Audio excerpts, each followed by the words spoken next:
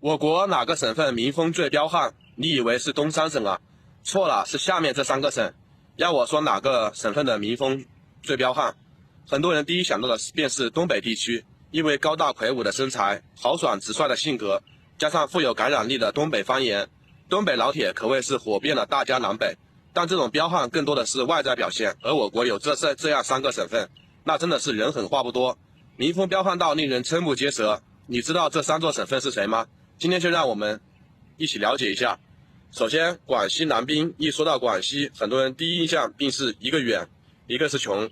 虽然东面与我国的第一大省广东接壤，但丝毫没有受到周围省份的辐射带动作用。加上广西省内多山地，西南又与越南接壤，更加制约了广西的经济发展。但广西人的彪悍却是刻在基因里的，这也与广西复杂的环境相关。由于广西位于云贵高原东南部，周围呢几乎被山地高原包围了，所以相对来说比较闭塞。在如此恶劣的环境下生存，自然会养成刚毅隐忍的性格。历史上啊，广西便是历代君王非常忌惮的存在。秦朝时期，秦始皇在对抗匈奴的时候，只在长城放置了30万大军，但是对抗西欧却放出了50多万人，而当时的西欧就是如今的广西地区。到了明朝中期，南滨一词便开始从广西军队中流传开来。明朝时啊，戚继光带领6000南兵进入福建对抗倭寇，不仅从未战败，战损比例也微乎其微。在当年飞夺泸定桥时候，成功冲过去了18个勇士当中，有16个是广西人。还有蒙城狙击战、血战洛阳桥等事件比比皆是。路漫漫其修远兮，广西南兵用他们的坚毅、团结、无畏的精神，在历史的长河中写下了一个又一个的传奇故事。虽生于穷山恶水，但却不出刁民，僻塞的环境也造就了他们的老实本分。但是骨子里面的铁血是无法磨灭的，有事他们是真的赶上了。毕竟广西南兵的称号可不是白来的。无湘不成军的湖南是一个被山水环绕的省份，也是我国网红大省，美食美景美人应有尽有。因位置在洞庭湖以南，所以叫湖南。早在汉代时啊，湖南便有着3湘4水的称谓，这里是一个人杰地灵、物华天宝的绝美胜地。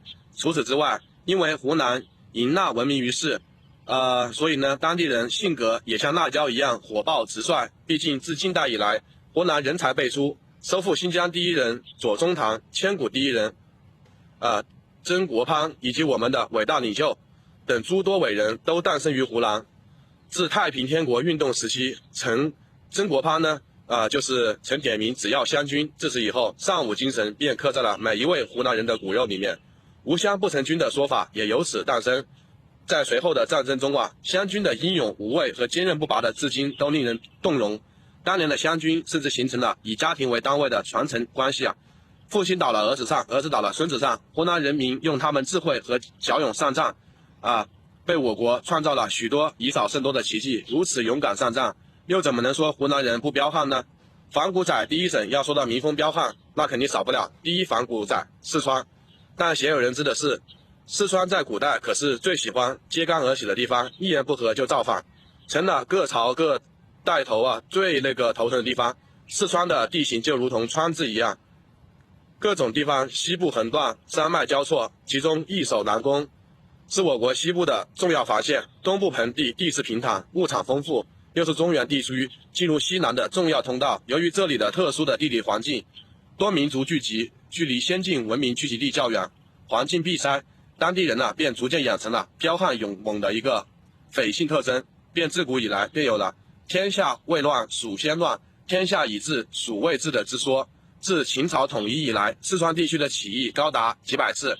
当年刘邦在此地建立了汉朝，刘备也在四川建都，开启了三国鼎立的历史格局。所以四川属地自古以来并是兵家必争之地。到了近代，在抵御外敌的过程中，川军也将反骨二字展现得淋漓尽致。